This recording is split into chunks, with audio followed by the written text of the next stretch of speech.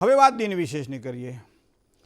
સફળતા, સરળતા, જીવનની અંદર સંઘર્ષ, કાર્યક્ષેત્રમાં એક આગળ વધવાની તત્પરતા, ઘણી બધી વસ્તુઓ આપણે એવી છે કે જીવનની અંદર ક્યારેક ક્યારેક પ્રાપ્ત થાય છે, જીવનમાં ક્યારેક ક્યારેક એ વસ્તુ નથી મળતી। કારણ કે આપણે કહીએ ધાર્યું ધણીનું થાય, પણ મહેનત તો આપણે કરવી પડે, કારણ કે પુરુષાર્થથી પ્રારબ્ધ નિર્માણ થાય છે। કોઈ પણ એક વ્યક્તિ કે આ 40 કિલોમીટર દૂર છે તો એ 40 કિલોમીટર બેઠા બેઠા નહીં કપાય, એના માટે ચાલવું પડશે। તો એ ચાલવાની જે ક્રિયા છે, જે આપણે કર્મ જેને કહીએ છીએ, એ કર્મ મને ને તમને ક્યાંક ને ક્યાંક ક્યાં અને કઈ રીતે ચાલવાનું એ શીખવાડે છે। ઘણી વખત આપણે એમ કહીએ ભાઈ આપણું ધાર્યું થાય, અને જો આપણું ધાર્યું થતું હોય તો બધા સુખી ના હોય। કોઈ વ્યક્તિ એવો છે જગતમાં જેને દુઃખ ગમતું હોય, પણ છતાંય સરળતાથી સફળતાની જે સફર જે છે એ સફરને તય કરવા માટે આત્મબળની જરૂર છે। આત્મા તુષ્ટિ પરમમ પ્રમાણમ, તમારો જે આત્મબળ છે એ આત્મબળ દ્વારા વ્યક્તિ આગળ વધી શકે છે। ક્યારેક ક્યારેક કોઈ વ્યક્તિનું આત્મબળ મજબૂત હોય અને એના કારણે ગમે એવા ગંભીર પ્રશ્નો હોય એના સમાધાન પણ એ શોધી લેતો હોય। વર્તમાન સમયની અંદર આ આત્મબળની કમી ક્યાંક આપણને દેખાય છે। હું તમને એક જ સરળતાથી ઉદાહરણ આપું કે માનો કે આજે 11 છે, બધા એમ કે ભાઈ 11ના દિવસે અનાજ ખવાય નહીં, 11ના દિવસે એકાદશીનું વ્રત કરવું જોઈએ, 11ના દિવસે ભૂખ્યું રહેવું જોઈએ, ભગવાનને ભજવા જોઈએ, આખો દિવસ મંત્રના જાપ કરવા જોઈએ, ઈષ્ટદેવનું આરાધન કરવું જોઈએ, થાય કે નહીં? સવારમાં આપણે વિચાર કરીએ ઉઠતાની હાજર કે આજ ગમે એમ થાય પણ મારે આજે 11 કરવી છે, અને આવા સમયે તમે જોજો કે આમ 12, 12:30 કે 1 વાગ્યા સુધી કદાચ ભૂખ લાગે ના લાગે, પણ જ્યારે આ તમારે 11 કરવાની હોય ત્યારે 8:30 વાગે ભૂખ લાગે અને તરત જ ઘડીક થાય લમણો રહોડા તરફ જાય કે મમ્મી કે પત્ની કંઈક બનાવી દે, થોડુંક ફલાહારમાં ખાઈ લઈએ, એમ કરતાં કરતાં દાડો નીકળી જાય। તો એનો મતલબ તમારું આત્મબળ ક્યાંક ઘટ્યું ને। નાની બાબતની અંદર નિરાશાઓ જ્યારે પ્રાપ્ત થાય ત્યારે પણ માણસનું આત્મબળ જો મજબૂત હોય તો એ વ્યક્તિ એમાંથી રસ્તો કાઢી લેતો હોય છે। બાકી નાની નાની બાબતોની અંદર પણ વ્યક્તિ પોતાના આત્મબળને ગુમાવી દેતો હોય છે। તો આ આત્મબળ મળે કઈ રીતે?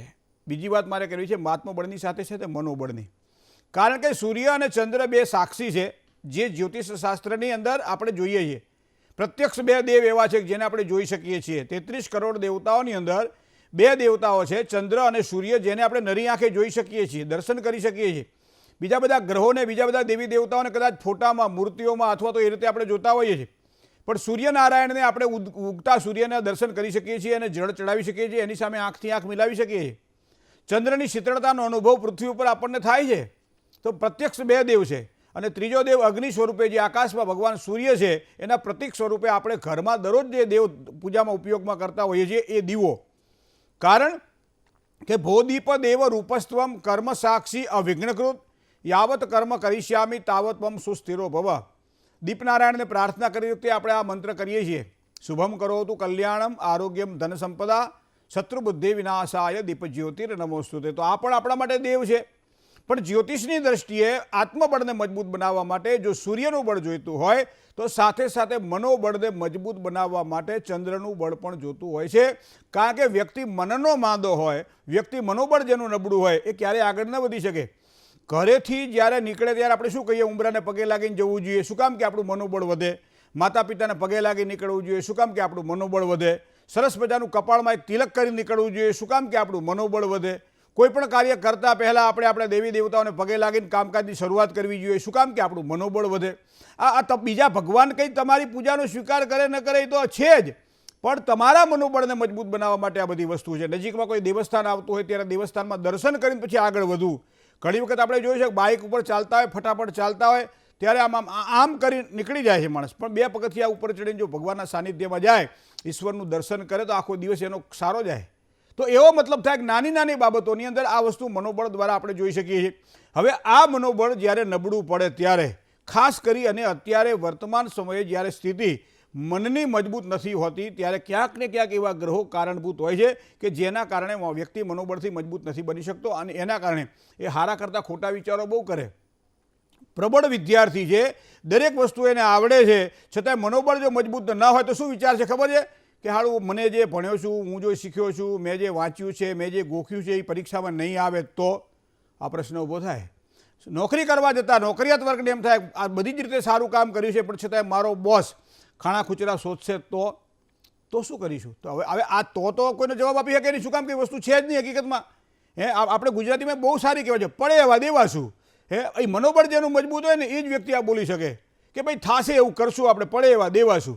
પણ હવે મનોબળને મજબૂત બનાવવા માટે કુંડળીના આધારે કયા ગ્રહોને આપણે મજબૂત જોવા જોઈએ. બીજું, ત્રીજી વાત છે મનોબળ પછી આવે છે પરાક્રમ. કારણ કે પરાક્રમ અને પ્રારબ્ધનો જો સંયોગ થાય ત્યારે વ્યક્તિ જીવનમાં હંમેશા આગળ વધી શકે છે. તો મિત્રો 3 ગ્રહોની વાત કરવી છે આજે આપણે. એક ચંદ્રની વાત કરવી છે, એક સૂર્યની વાત કરવી છે અને એક મંગળની વાત કરવી છે.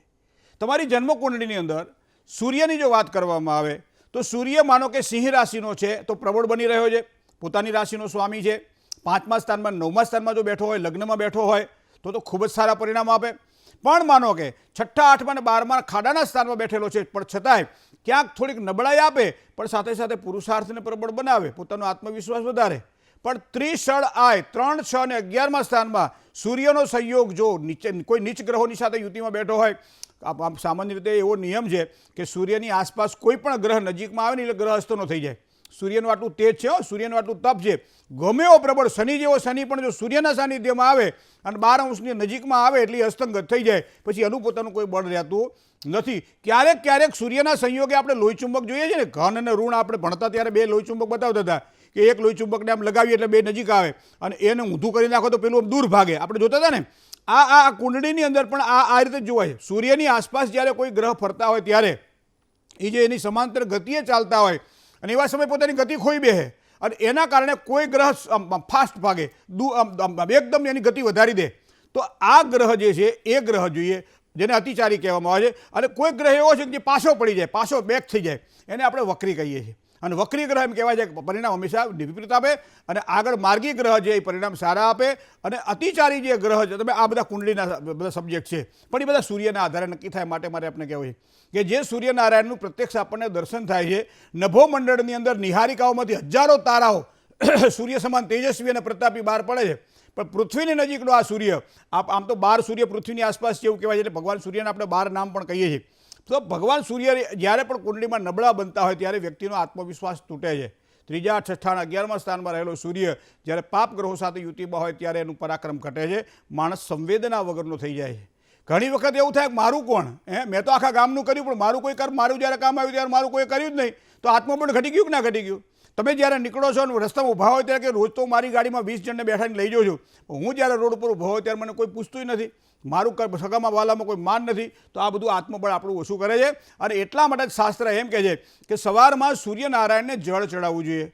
ઉંબરો પૂજવાની બહેનોને ખાસ વાત છે, દાંપત્ય જીવનમાં પ્રવેશ કર્યા પછી ઉંબરો પૂજવાની જોઈએ. શું કામ? કે નકારાત્મક જે આપણી પરંપરા છે, વૃત્તિ છે, એને બહાર કાઢવાની હોય છે અને સકારાત્મક જે આપણી જે પાસે શ્રદ્ધા છે એને અંદર લેવાની હોય છે. અને એટલા માટે આપણે ઉંબરો પૂજતા હોઈએ. આ ઉંબરાના દેવતાઓ છે, દ્વાર શાખાના 10 દેવતાઓ છે. એ દ્વાર શાખાના 10 દેવતાઓ થોડું પાણી છાંટો અને ધોવન પછી સાથિયા અને સ્વસ્તિક બનાવી સાથે ચાંદલા કરો એટલે પ્રસન્ન થાય. તો આ પ્રમાણે આપણે આ વસ્તુ જોવાની રહી સૂર્યની. સૂર્યને જળ ચડાવીએ તો સારી સફળતા મળે. આત્મબળ વધારે જો આપણને ઓછું લાગતું હોય, આત્મબળમાં આગળ ન વધી શકતા હોઈએ તો એવા સમયે સૂર્યનું રત્ન પહેરી શકાય છે, જેને આપણે માણેક કહીએ છીએ. તો માણેક 4 થી 6 કેરેટ કે યથાશક્તિ ભક્તિ શરીરના વજન પ્રમાણે અથવા તો પોતાની ઉંમર પ્રમાણે પહેરી શકાય છે. સાથે સાથે દરરોજ સવારમાં સૂર્યનારાયણના મંત્ર જાપ કરી શકીએ છીએ. દર રવિવાર આવે ત્યારે 108 એક સુપારી લેવામાં આવે અથવા તો એક ભગવાન સૂર્યની પ્રતિમા જેને કહી શકાય, અથવા તો સૂર્યનું યંત્ર ઘરમાં રાખવું જોઈએ અને એના પર 108 વખત જળ ચડાવવું જોઈએ. અને એ ચડાવેલું જળ થોડું આચમન તરીકે લેવું જોઈએ. બાકીનું જળ ઘરની અંદર દરેક જગ્યાએ છાંટો, તમારું આત્મબળ વૃદ્ધિ થશે. ક્યારે નબળા વિચારો આવતા હોય ત્યારે આ વસ્તુ ખાસ કરવી જોઈએ. ધંધાની અંદર પણ નબળા વિચાર આવે, ઘરમાં પણ નબળા વિચાર આવે, સંતાનો હારા હોય છતાં એના વિશે નબળા વિચારો આવે, પાડોશીઓ સાથે કંઈક આમ જેમ કહેવાય ખોટા હારા વિચારો આવ્યા કરે, તો આવા સમયે આત્મબળ જરૂરી છે. બીજી વસ્તુ તમને કહું, ચંદ્રની. ચંદ્રમાં આપણા સૌથી નજીકનો ગ્રહ. જો આ પૃથ્વી ઉપર 70% પાણી છે તો શરીરની અંદર પણ 70% જળ તત્વ છે, જેને આપણે લોહી કહીએ છીએ. બરાબર? ચંદ્રનો બિલકુલ સંયોગ આપણી સાથે. એટલા માટે આપણું નામ જે પાડીએ ને એ ચંદ્ર જે રાશિમાં એ પ્રમાણે નામ પાડો. આટલા બધા ચંદ્રથી આપણે નજીક છીએ. અને 27 નક્ષત્રના પરિભ્રમણ માર્ગની અંદર ચંદ્ર જ્યાં જ્યાં પરિભ્રમણ કરે એવા આપણને ફળ પ્રાપ્ત થતા હોય. ક્યારેક ક્યારેક આપણે આનંદમાં હોઈએ, ઉત્સાહમાં હોઈએ, એક અલગ પ્રકારની આપણી અંદર કહેવાય કે એ અમુક સમય જુઓ ખાવ રાંકાની જેમ બેઠા હોઈએ. આ વસ્તુ જ આ છે, મૂળ ચંદ્ર સાથે જ્યારે જોડાયેલા હોઈએ ત્યારે. પણ મને લાગે છે ત્યાં સુધી તમારા શરીરમાં શક્તિની વાત હોય તો આત્મબળ છે, પણ તમારા ગજવામાં પૈસો હોય ને જે શાંતિ મળે ને એને માનસિક શાંતિ કહેવામાં આવે. ગમે ત્યારે ભલે કામ કંઈ વાપરવાનું ના હોય પણ કામ ના લાગવડ, પણ પડ્યો હોય તો હૂંફ આપે. શું કામ? કે ચંદ્રમાં મનસો જાત, મન તમારું એની સાથે જોડાયેલું છે માટે. તો હવે તમે જોજો કુંડળીની અંદર માનો કે કેમદ્રુમ યોગને દરિદ્ર યોગ માનો. બધા જ્યોતિષીઓ એમ કહે છે કેમદ્રુમ યોગ એટલે દરિદ્ર યોગ. દરિદ્ર યોગનો મતલબ એવો થાય કે માણસ ગમે એટલી મહેનત કરે છતાં પુરુષાર્થ દ્વારા પણ એને સારા ફળની પ્રાપ્તિ થતી હોતી નથી. આવું કેમદ્રુમ યોગમાં કહેવાય છે. કેમદ્રુમ ક્યારે બને કે જે જગ્યામાં ચંદ્રમાં બેઠો હોય એનાથી બીજા સ્થાનમાં કે 12મા સ્થાનમાં કોઈ પણ ગ્રહ ના હોય ત્યારે આ કેમદ્રુમ યોગ બને છે. પણ પાછું બીજું બતાવ્યું છે, ખાલી આટલું થાય એ પૂરું નથી થતું કેમદ્રુમ યોગમાં.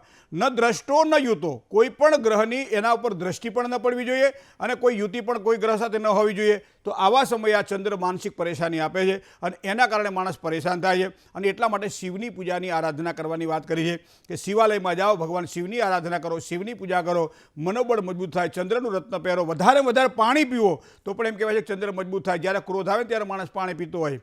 કોઈ પણ આમ જેમ કે વધારે પડતા ટેન્શનો રહેતા હોય ત્યારે માણસ સ્નાન કરી લે ને બધા ટેન્શનોને હળવા થઈ જાય. બે જ મિનિટમાં ક્રોધ શાંત થઈ જાય. પણ એ ક્રોધને જો શાંત ના કરો તો ઘણા બધા રમખાણો સર્જી દેતો હોય છે. અને એના માટે આ ચંદ્ર એટલે જળ તત્વને પ્રબળ બનાવો એટલે સારી સફળતા મળે.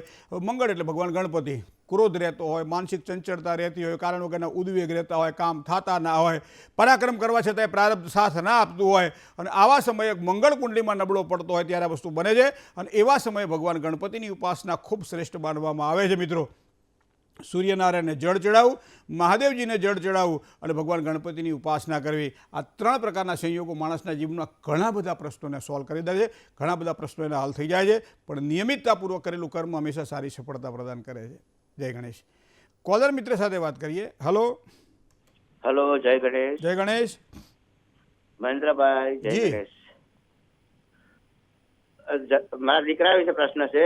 એની જન્મ તારીખ છે 15/5/95. 15/5/1995. સમય સવારમાં 6 થી 6:30 ની વચ્ચે છે. બરાબર. 6 કલાક ને 15 મિનિટ લઈએ. જન્મ સ્થળ ગીર સોમનાથ જિલ્લાનું સુત્રાપાડા તાલુકાનું. બરાબર. શું પ્રશ્ન હતો બાબાનો? એટલે સરકારી નોકરીના યોગ છે કે નહીં? મકર રાશિનો સ્વામી શનિ જે છે એ 10મા સ્થાનમાં કુંભ રાશિમાં છે, મતલબ સરકારી નોકરીના યોગ પ્રબળ બનાવે. સૂર્ય એ સરકારનો કારક ગ્રહ છે, એ મેષ રાશિમાં ઉછરો બને છે, એ સરકારી નોકરીના યોગ બનાવે. હવે ક્યાંક પિતૃદોષના કારણે સરકારી નોકરીમાં પેલી સફળતાની જગ્યાએ થોડીક મહેનત વધારે કરવી પડે એવું સફળતાના પેલા બતાવી રહ્યું છે.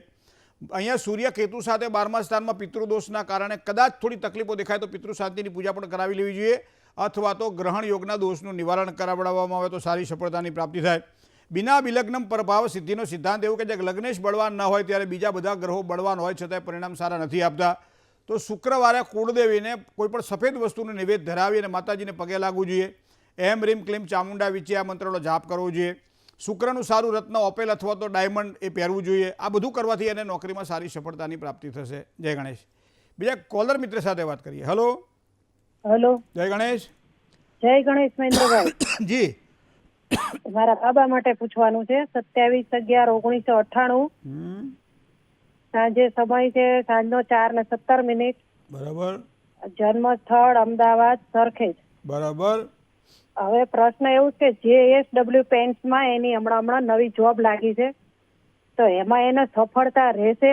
સારું છે એની માટે? એમાં કેટલા સમય પછી જોબ લાગી? અને હમણાં પેલા ઝાયડસમાં હતો, અત્યારે હમણાં જ લાગ્યો, 15-20 દિવસ થયા. બરાબર. અને બીજું એક અત્યારે દીકરી જોવા જવાય એને માંગવું આવ્યું છે ને એ લોકો ઉતાવળ કરે છે કે દીકરી સરકારી નોકરી તો રજા ઉપર આવી છે તો એ કે જોઈ લઈએ તો જવાય ખરું? હવે ઘણા આ એક હું તમને કહું, બધા એમ કે હોળાષ્ટકમાં સારા કામ ના થાય એવું બધા કહે કે ભાઈ હોળાષ્ટકના જે 8 દિવસ છે એમાં સારા કામ ના થાય. પણ હવે કોઈ મકાન જોવા જવાનું હોય, મકાન ખરીદવું નથી, દસ્તાવેજ નથી કરવો, કડો નથી મૂકવો, ખાલી મકાન જોવા જવાનું હોય તો હોળાષ્ટકમાં વાંધો. હું બહુ પ્રેક્ટિકલ બ્રાહ્મણ છું એટલા માટે હું તમને કહું છું. હવે છોકરી જોવા જવાનો હોય તો શું વાંધો હોઈ શકે? પાકું ના કરાય, રૂપિયો ના અપાય. આપણે નથી કદાચ નીકળી, આપણે જ્યારે જઈએ અને જ્યારે જોઈએ છોકરા છોકરીને આપણને ગમતું હોય એટલે આપણે એમ, કારણ કે સામેલાનું મન જ્યાં સુધી આપણે પાડીએ નહીં ત્યાં સુધી તો આપણે કંઈ હા ના પાડીએ ને. આપણે એમ ના કહીએ ભાઈ હા અમારી હવે હા છે, તમે જે કહેવું જવાબ આપજો. ના, આપણે ઘડિયા શું કરતા, 11 રૂપિયા કે 21 રૂપિયા મનો છોકરી જોવા જતા હોઈએ અને આપણને બધાને છોડી ગમી હોય તો શું કરીએ, 11 કે 21 રૂપિયાના હાથમાં આપી દઈએ અને પછી ઘરે આવતા રહીએ કે બોલવાનું ના હોય એમાં. પણ એ 11-21 રૂપિયા તમે દીકરીના હાથમાં આપો એટલે સામેવાળા સમજી જાય ભાઈ છોકરાઓની તૈયારી છે, હવે નક્કી આપણે કરવાનું છે. બરાબર. એ જ રીતે છોકરીવાળા જ્યારે છોકરાને જોવા આવતા હોય ત્યારે આવી નાની નાની વાતો છે. પણ અત્યારે તમે જ માનો જોવા જવાનું હોય તો 11-21 રૂપિયાવાળી કોઈ આ કરવી નહીં કે ભાઈ અમને ગમે છે. ગમશે ક્યારે? હોળી પતે પછી.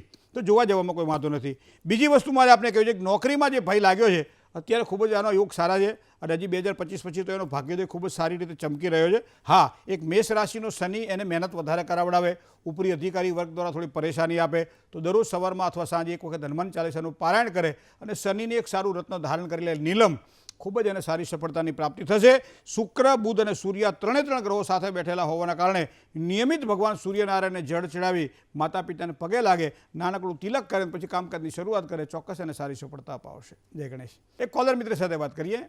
હલો. હાલો. જય ગણેશ. જય ગણેશ. હા. હાલો, મારા બાબાની જન્મ તારીખ મહેન્દ્રભાઈ. જય ગણેશ. જય ગણેશ. મહેન્દ્રભાઈ, બાબાની જન્મ તારીખ ને તે બહુ રાજી થઈશું.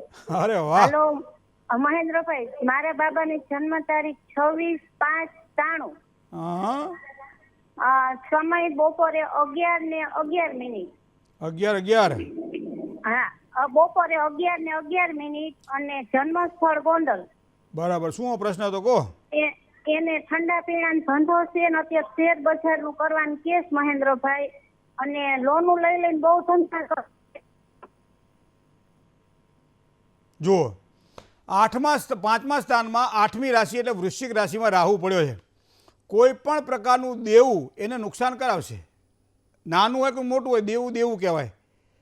આ ઉછીનું લઈને કરે ઉદારતા અને મરદના દીકરા તો હિંમતના હારતા, આવી વસ્તુ આપણે સાંભળીએ છીએ લોક સાહિત્યની અંદર. હવે અહીંયા પરાક્રમ સ્થાનની અંદર ગુરુ મહારાજ છે, બુદ્ધિ તો શ્રેષ્ઠ આપી છે. એ જે અત્યારે કામકાજ કરી રહ્યો છે ઠંડા પીણાની દુકાન માટે, જે સિઝનેબલ બિઝનેસ કહેવાય છે, તો ચંદ્ર મંગળ એમાં પણ લાભ કરાવડાવે, કારણ કે ચંદ્ર અહીંયા પ્રબળ બને છે, પણ મંગળ અહીંયા કર્ક રાશિમાં જોવા જઈએ તો થોડોક નબળો બને છે. તો દર મંગળવારે ભગવાન ગણપતિને એક ગોળ થોડો ધરાવજો, થોડુંક ઉપર ઘીનું ટીપું નાખીને ગોળ ધરાવી દેજો. શ્રી ગણેશાય નમઃ અથવા ગંગ ગણપતય નમઃ ભાઈને કહેજો એક માળા કરી લે. દર મંગળવારે કરવું જરૂરી છે. ત્યારબાદ એ ગોળનો પ્રસાદ મોઢામાં મૂકી અને પછી કામકાજે વળગે તો એને સારી સફળતા મળે. શુક્ર મીન રાશિના ઘણી વખત લેજી સ્વભાવ, એટલે ઉતાવ જે કહેવાય ને કે હુતારે તો હુતા જ રહે, ઉઠે નહીં જલ્દી. રાત્રે 2-2:30 વાગ્યા સુધી જાગે, સવારમાં 11:30 વાગે ઊંઘે તો એનું થયું. એના કરતાં ટાઈમસર સૂઈ જાય, ટાઈમસર ઉઠે તો એને વધારે સારી સફળતાની પ્રાપ્તિ થશે. સૂર્ય સાથે કેતુ બેઠેલો છે 11મા સ્થાનમાં. ગ્રહણ યોગના દોષનું જો થાય તો પૂજા કરાવડાવી લેજો, કારણ કે એના દ્વારા કદાચ એના ભાગ્યનો ઉદય સારો થાય. જય ગણેશ. બીજા એક કોલર મિત્ર સાથે વાત કરીએ. હલો. હલો. હાલો. હાજી. હા મુકુંદભાઈ, જય ગણેશ. જય ગણેશ. હા, મારી દીકરી વિશે પૂછવું છે. જી. હા, એને જન્મ તારીખ છે 24/9/96. 24/9/96. સમય 9:30 વાગ્યાના સમયમાં છે. બરાબર. જન્મ સ્થળ છે સોરબેડીના, સાસરે જામનગર છે, પણ અહીંયા માવતરને ઘરે જ રહે. પ્રશ્ન મારો એ છે, જન્મ સ્થળ કયું? એ તો કયો પેલા. જન્મ સ્થળ સોરબેડી. અચ્છા. હવે શું એટલે લગ્ન જીવનમાં અત્યારે ડિસ્ટર્બ છે? હા, લગ્ન જીવનમાં એને ઘરવાળો દારૂ પી છે ને અહીંયા જ છે છોકરી. હવે એને હું ઘર સંસાર હરખાય હાલશે શું થાય? તુલા રાશિનો સ્વામી શુક્ર લગ્નેશ 10મા સ્થાનમાં બેઠેલો છે. મંગળ કર્ક રાશિમાં નીચનો બને છે. ઘણી વખત આવી બધી વસ્તુ આપણને જોવા જો 12મા સ્થાનમાં સૂર્ય સાથે રાહુ બેઠેલો છે. હવે આને ગ્રહણ યોગ પણ કહેવાય ને પિતૃદોષ પણ કહેવાય છે. તો પિતૃદોષના કારણે કદાચ આ તકલીફ રહેતી હોય, પણ દાંપત્યનો કારક જે છે એ શુક્ર છે. શુક્ર કુંડળીની અંદર મજબૂત બનતો નથી, કેન્દ્રમાં હોવા છતાં એનું કર્ક રાશિમાં હશે, ચંદ્રની રાશિમાં, ચંદ્ર સાથે યુતિમાં છે, મંગળ સાથે યુતિમાં છે. તો આ ક્લેશના મૂળ કારણમાં આ પણ છે. તમે કીધું દારૂડી સમથિંગ, પણ શનિ અને કેતુનો શ્રાપિત યુગ તો આપણે આપણા 6ઠ્ઠા સ્થાનમાં જોવો પડે ને. આપણે તો લગ્ન પહેલાં જેમ કંઈક જ્યારે પણ દીકરીના કે દીકરાના લગ્ન કરતા હોય ત્યારે કુંડળી એક વખત વ્યવસ્થિત જોડાવી લ્યો, કારણ કે મેલું કપડું હોય ને તો ધોવાય, ફાટેલું હોય તો હંધાય, બરાબર ને. તો આ એ જ વસ્તુ અહીંયા આપણે એપ્લાય કરવાની છે. પણ હવે શનિ કેતુનો શ્રાપિત યોગ દાંપત્ય જીવનમાં વિખવાદ તો આપે, કંઈક તકલીફો તો આપે, પણ એના માટે બે વસ્તુ બેન કરજો તમે. એના માટે ગ્રહણ યોગની દોષનું નિવારણ થાય તો પ્રયત્ન કરજો. શનિ અને કેતુનો શ્રાપિત યોગ છે ને પિતૃઓની શાંતિ પૂજા માટે કંઈક પ્રયત્ન કરજો. કદાચ આ કરવાથી મને લાગે છે 5મા મહિના પછી કોઈક સારી સફળતા અને સુખાકારીના યોગ બની રહ્યા છે, પણ થોડું કરશો તો સારા પરિણામો આપણને પ્રાપ્ત થશે. જય ગણેશ. બીજા એક કોલર મિત્ર સાથે વાત કરીએ. હલો. હાલો. જય ગણેશ. જય ગણેશ. જી. મારા દીકરા વિશે પૂછવાનું છે. દીકરાનું નામ? હવે આપણે હલો. જય ગણેશ. જય ગણેશ. મારે મારા વિશે પૂછવાનું છે. હા. મારી જન્મ તારીખ છે 2/6/2000. 2/6/2000. સમય છે સવારે 11:20 કલાકે 11:20 અને સ્થળ છે ગાંધીધામ કચ્છ. ગાંધીધામ કચ્છ. શું પ્રશ્ન હતો કયો?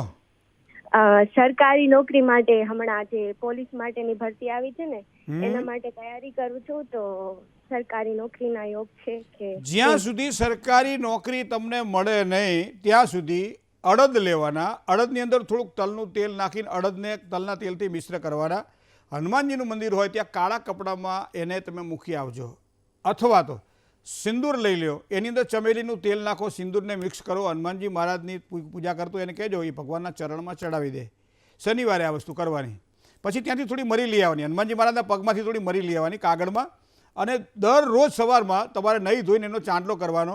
ઓમ હમ હનુમંતે નમઃ આ મંત્રનો પાઠ કરવાનો. જુઓ, નોકરી માટે તમારો શનિ થોડો નબળો બની રહ્યો છે, છેક સુધી કામ થાય ને પછી કદાચ આપણને આપણું ધાર્યું પરિણામ ના આવે. જો ગુરુ આમ તો એમ કહેવાય છે સારા પરિણામ આપે, પણ એ થોડોક શનિ નબળો બની રહ્યો. તો આ પ્રમાણે તમે કરશો ને બેન, ચોક્કસ સારી સફળતા અપાવશે, કારણ કે ગ્રહો આપણે સુધરી રહ્યા છે. જય ગણેશ. એક કોલર મિત્ર સાથે વાત કરીએ. હલો. હલો. જય ગણેશ. હા, જય ગણેશ. હા, મારે મારા છોકરા માટે વાત કરવી હતી. જન્મ તારીખ? જન્મ તારીખ 20/10/2012. 20/10/2012. સમય? સમય 4 વાગે સાંજે. સાંજે 4 વાગે. શું નામ છે? ધ્વનિત. ધ્વનિલ. ધ્વનિત. ધ્વનિતનો અર્થ શું થાય? હે? શું અર્થ થાય?